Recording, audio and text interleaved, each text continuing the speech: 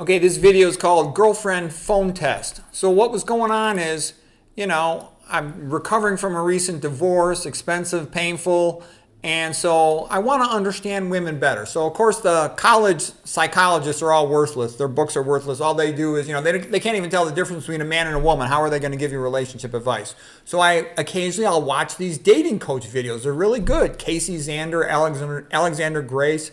They're my two favorite male dating coaches. And I also really like Pearl Davis, the lady dating coach. There's some other really good ones too. So anyways, my girlfriend, she's as pretty as this lady, Sydney Sweeney, the famous blue jeans commercial lady recently. Here's our conversation.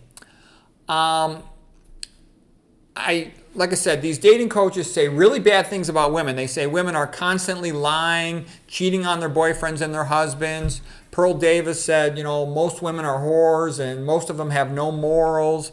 They really don't want to get married and settle down unless it's an alpha male who doesn't want them, who just wants to pump and dump them. So they'd love to stay partying all their life, but they know they eventually have to settle down and have a kid. And then they feel like they're settling for some beta male and they resent him and they're nasty to him and they cheat on him and they lie to him. So anyways, my ex-wife was kind of like that, even though my SMV was higher than hers. And I sort of remember that song from the rock and roll group from England, The Who, Don't Get Fooled Again. Anyways, my girlfriend had come over. She was cooking for me, and she's a great cook. I really enjoy when she cooks for me. And we've been going out for 8 months. Everything's going well. I'm real happy with her.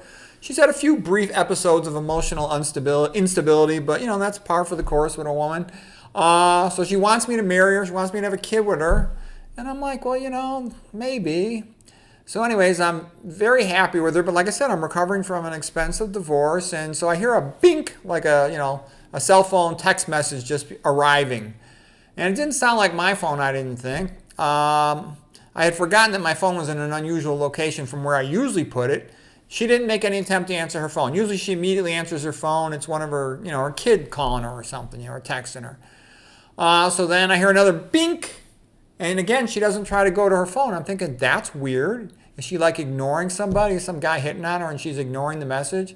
We've been going out 8 months, a little over 8 months, and I never have checked her phone. But I thought to myself, maybe I should check her phone. Look at all these dating coaches, better safe than sorry. So I said to her, why don't you let me check your phone? And she said, well, I said, why? First of all, I said to her, why didn't you check your phone? She goes, well, I thought it was your phone. I think it is your phone. And so I actually looked and it was my phone. But I said, you know what? I want to check your phone anyways. And she got this nervous look on her face. And I go, wow, that nervous look makes me even more suspicious. You want me to marry you. You want me to have a kid with you. And then I got to know I could trust you. I said, this is what I'm saying to her. I said, you know me better than I know you. She can watch all my videos. She watches all my videos, reads all my books, gives me feedback, which I like. And I said, let me see your phone. It's the first time I ever asked to see her phone in 8 months of dating.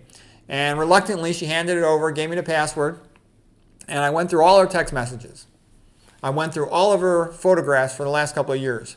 I went through, what else? I go through her text messages, her phone calls, and all her photographs. There wasn't a single picture of a guy hitting on her or a guy trying to call her or text her. So that was good. And believe me, she's a fox. She's a babe and a half.